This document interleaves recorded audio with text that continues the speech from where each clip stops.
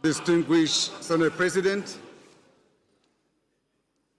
Mr. President, distinguished Senator Bola Ahmed Tinubu, GCFR, the Vice President, distinguished Senator Kashim Shettima, GCON, my dear brother, the Senate President, distinguished Senator Godswill Akpabio, the Deputy Senate President, Below 3-in-1 milk and honorable members here present, the APC National Chairman, Professor Natanwe, the Secretary to the Government of the Federation, Senator George Akume, the Chief of Staff to the President, Right Honorable Femi Gbajabiamila, the Chairman of the Nigerian Governors Forum, the Chairman of the Nigerian Progressive Governors Forum, all executive governors here present, honorable ministers, National Security Advisor, Accountant General of the Federation,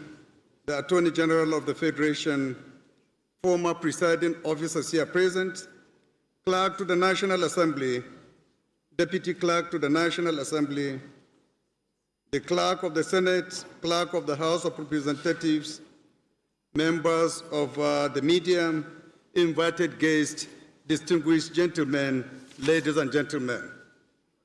On behalf of the National Assembly, I express our profound appreciation to His Excellency President Bola Ahmed Tinubu, GCFR, for personally honoring this joint sitting with the presentation of the 2026 Appropriation Bill. This occasion represents democracy at its strongest.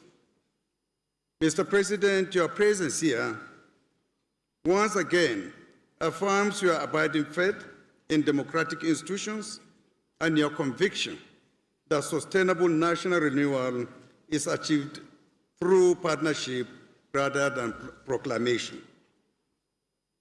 As we receive the 2026 budget, it is both appropriate and necessary to reflect briefly on the fiscal year now drawing to a close. The story of 2025 is one of regained stability, renewed confidence, and steady progress. It is the story of an economy that has weathered a period of adjustment and is now firmly repositioning itself for sustained expansion. At the same time, 2025 has also offered important lessons. The year unfolded against the backdrop of challenging global conditions and fiscal headwinds. Some budget assumptions, particularly regarding crude oil prices and exchange rates, proved overly optimistic amid volatility in the international oil market. The sharp fluctuations in crude prices and external shocks tested projections and underscored the vulnerability of oil-dependent revenues. Mr. President, rather than weakening the reform agenda, these challenges strengthen it.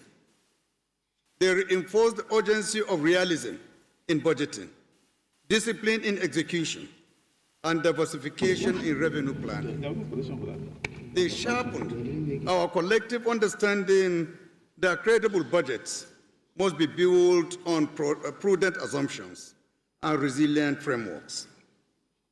The gains of 2025 must be understood not as an end in themselves, but as the foundation for a more deliberate, realistic, and result-oriented 2026 budget. According to the National Bureau of Statistics, Nigeria recorded positive growth throughout the year, with real GDP growth approaching 4%, placing the country among the strongest performing large economies in sub-Saharan Africa. Mr. President, distinguished honorable colleagues, over recent months, inflationary pressures have significantly eased. Following the rebasing of the Consumer Price Index, headline inflation has trended downwards, while food inflation has decreased due to improved agricultural output, targeted interventions, and more stable supply chains. External indicators have also strengthened.